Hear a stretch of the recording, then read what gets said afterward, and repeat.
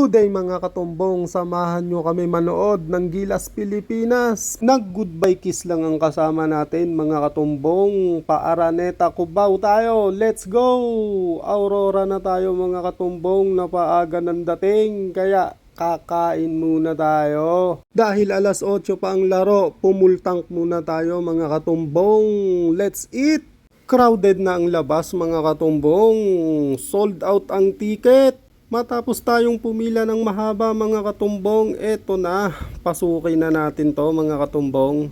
Ayan si Katimbang nangunguna at pagdating natin dito sa loob mga katumbong, may palaro pa. Wash out, Multin Philippines. Spin na natin yan, sayang lang at di natin nakuha ang bola, kaya bumili na lang tayo ng popcorn mga katumbong. Pagpasok natin dito sa loob, nagwa-warm up na. Sana manalo, ikatumbong check natin yan. Ayun mga katumbong, mag-uumpisa na. Pagkatapos ng first quarter, lamang pa tayo ng 3.